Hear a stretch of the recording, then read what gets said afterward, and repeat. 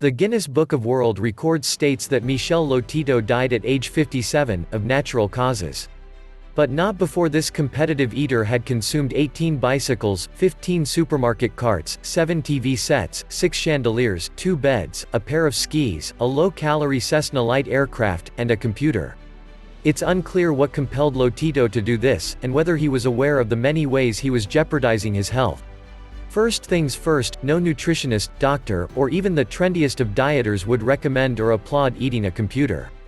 But it begs a ridiculous yet perhaps equally intriguing question: is consuming one really that dangerous?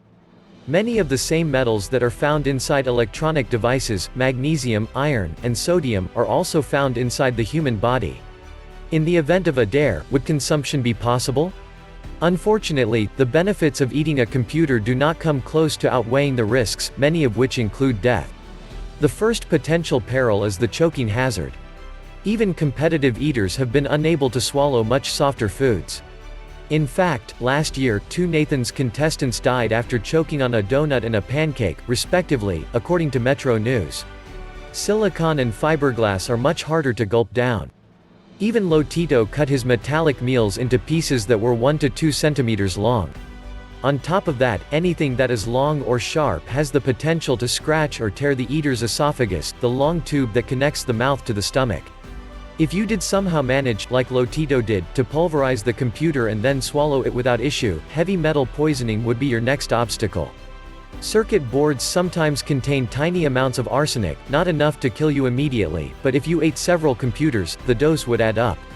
Aluminum, a common component found in the casings of both the computer and its hard drive, has no biological function in the human body and seems to gum up normal body processes.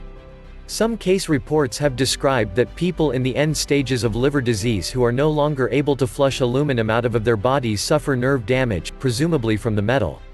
Older computer monitors also contain up to 8 pounds of lead, as well as mercury, arsenic, cadmium, and beryllium, according to the Long Island Manufacturing Center, a recycling and e-waste drop-off site.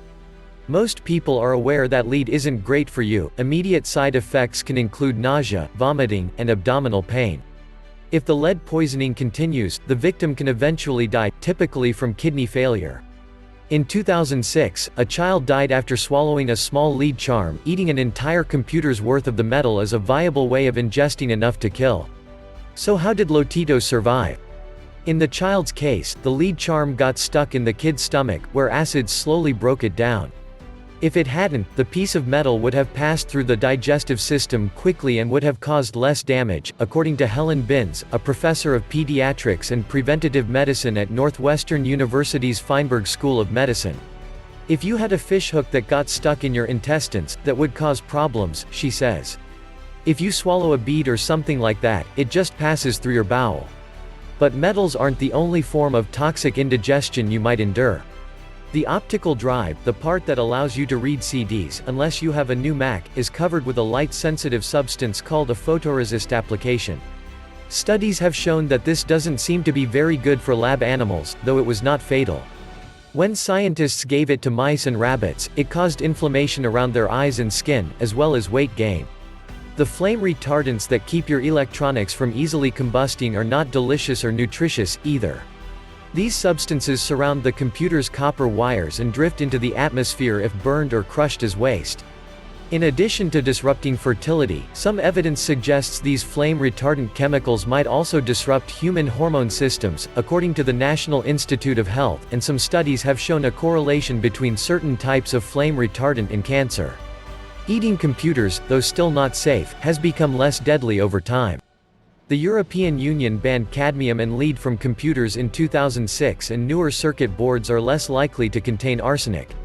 In 2009, the Institute of Electrical and Electronics Engineers created environmental guidelines that companies and institutions can adhere to, and the even more recent Green Electronics Council grades companies according to how recyclable they are. However, old computers still turn up at recycling centers.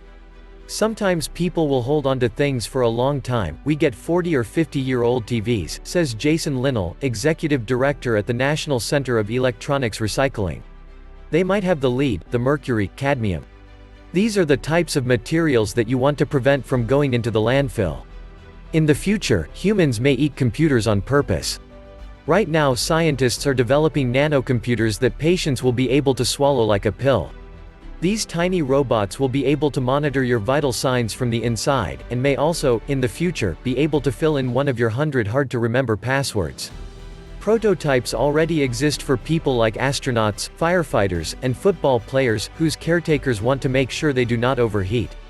Scientists are working on developing computers that are more biodegradable, like this computer chip made of wood-based nanocellulose.